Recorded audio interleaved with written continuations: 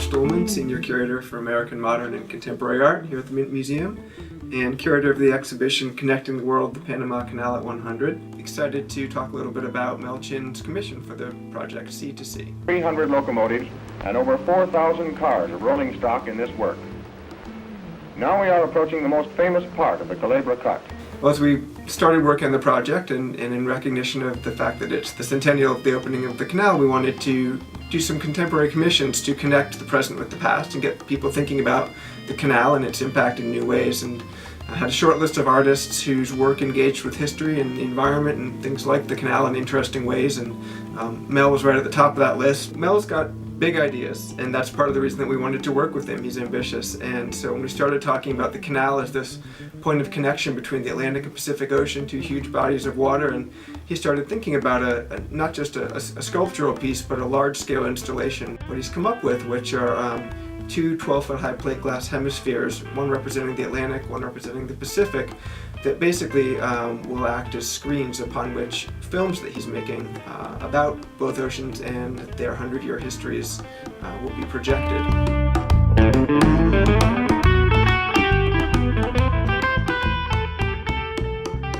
Well, we get a concept from the artist, in this case Mel Chin. He's done some concept drawings, and then he's actually done some more detailed technical drawings.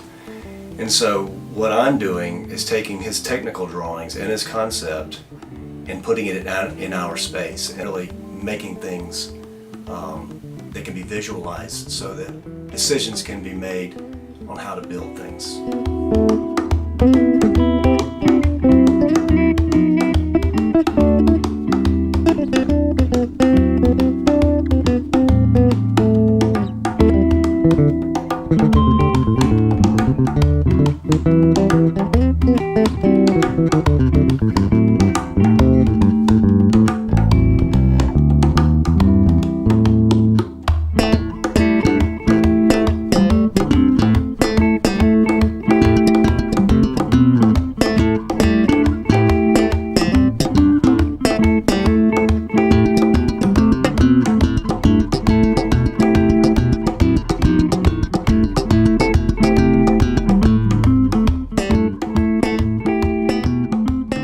So we ended up working with Chris Bokrum up at UNC Charlotte, who is professor of 3D design up there. And so through the process of working with him, he came up with some designs which we were able to then collaborate with Styles Machinery to do actual CNC cutting with wood for us.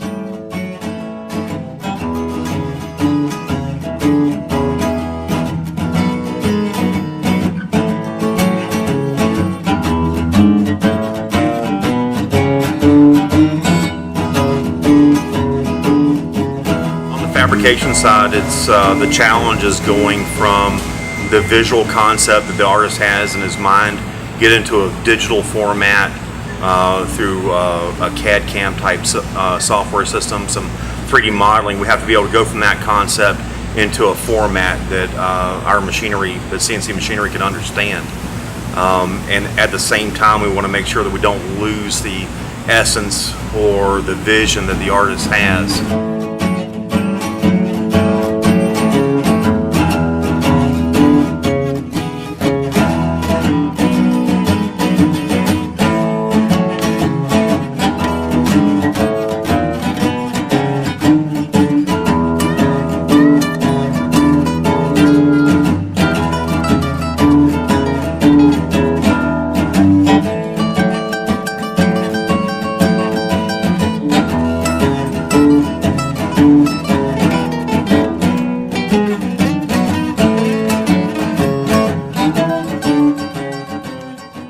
Today we're at a very exciting point where it's all literally coming together here at the museum. And so Severin Eaton, who's one of Mel's fabricators, picked up the wood that had been CNC cut up at Styles Machinery in High Point and transported it down here, a big pallet full of probably about 40 sheets of Baltic birch plywood, with all of the pieces that will make up the framework cut into it. And so I've got Mel Chin and then his other two team members, Ann Glick and Maria Perry, along with our own Jeff Crawford, who are now in the process of freeing all of those pieces from the plywood, and will begin routing them out, assembling them, creating the huge O-ring brackets that will mount them to the walls in the gallery. So things are starting to come together, and we'll anticipate next week or so the delivery of the glass and starting to really bring the hemispheres to life.